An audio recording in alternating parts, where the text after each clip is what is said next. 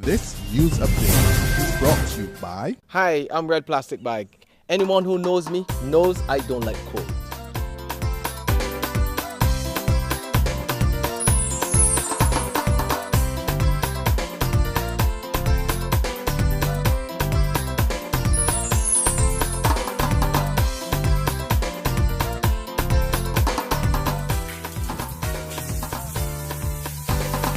Sunshine reigns in my country. I love it. Get your sun power.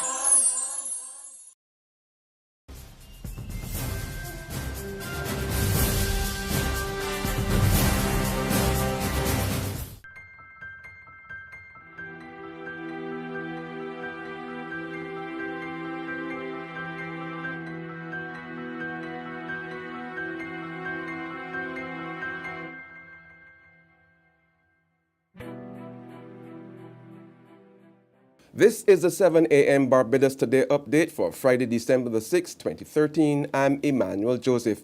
We begin this morning reflecting on the life of the late South African freedom fighter Nelson Mandela.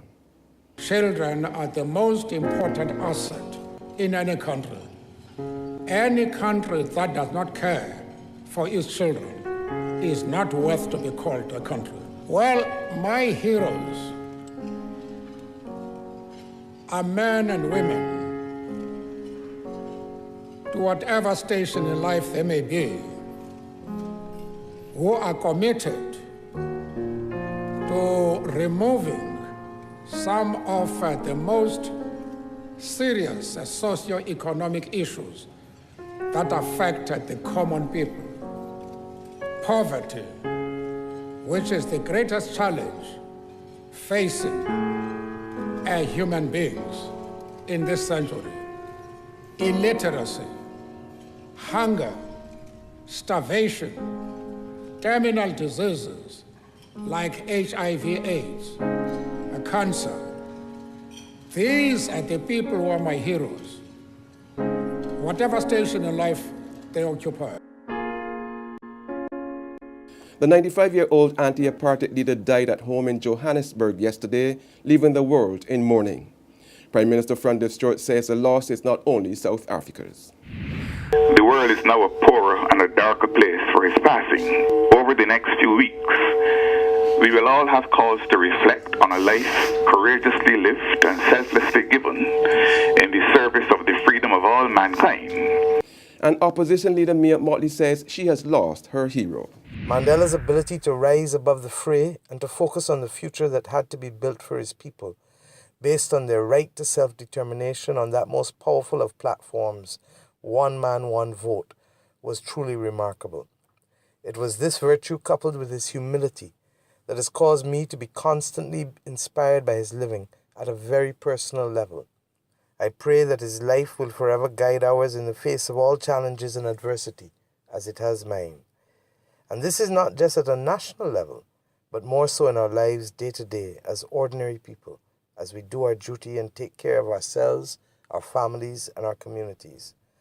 Meanwhile, the administration of the Cayfield campus of the University of the West Indies is this morning lamenting that Mandela will not now be able to attend next year's opening of the Freedom Park on campus named in his honor.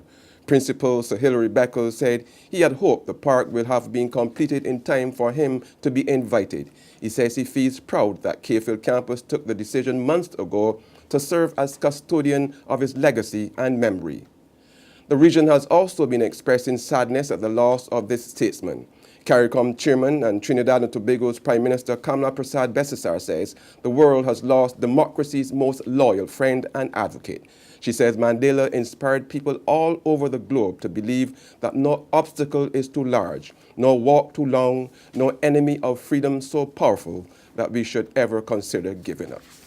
A business leader is fully supporting layoffs in the public sector as a way to cut government's rising expenditure.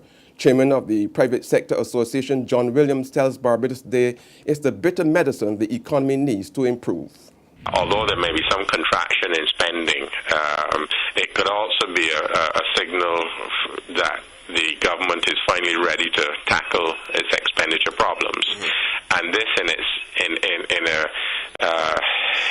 in a way could then be give a level of confidence that we're started to implement those decisions that have to be taken. And with that confidence, then comes back persons' willingness to invest in the economy. So the short term there may be pain, but in the long term there can be gain. Williams says, though, that retrenchment in the civil service will not automatically result in private sector job losses. Work on the multi-million-dollar St. John Polyclinic is expected to be completed next month, even with construction now ground to a halt. MP for St. John, Mara Thompson, says the healthcare facility is about 95% complete. She tells Barbados Today the economic downturn is partly to blame for the hold-up, but she says she expects the money to come sooner rather than later. In sports, the Bajan Rugby Divas leave Barbados this weekend to compete in the Tobago Sevens in the Twin Island Republic of Trinidad and Tobago. Coach Kenneth Payne says the squad has been hard at work preparing for this competition, and he expects his Chargers to improve on last year's showing, which saw them losing the plate final. The squad is captained by Cherise Hart. There's regional and international news after this short break. McInerney Quality and Consolidated Finance invite you to trade in your old car for a new one. So, bring your car and come to McInerney Quality in Wildy. That's right, all trade-ins are welcomed. Any make or model we'll trade towards your new car. Plus, you get 2 years free insurance when you purchase a Kia, Mazda or Ford. And with on-the-spot financing by Consolidated Finance, you can drive away with something new. So, bring your car and come to McInerney Quality in Wildy. All trade-ins are welcome. In the region now, President of the Leeward Islands Airline Pilots Association, Captain Carl Burke, has resigned. After just more than a year in the position, he said he needed to quit because of the pressures of his personal life. He says First Officer Houghton Henry has taken over the presidency. On the international scene, the UK government has unveiled plans to introduce the highest retirement age in the developed world. It means most British workers under 50 will have to stay at work longer than expected before getting pension.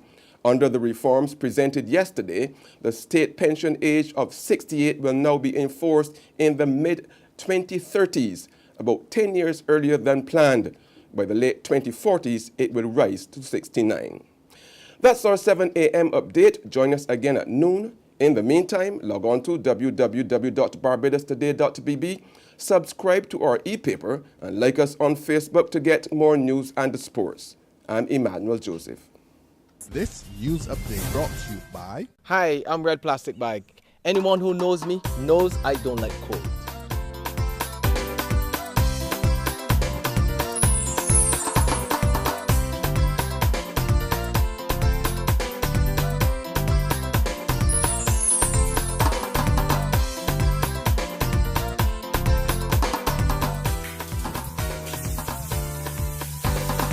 Sunshine reigns in my country. I love it. Kesha Sun Power.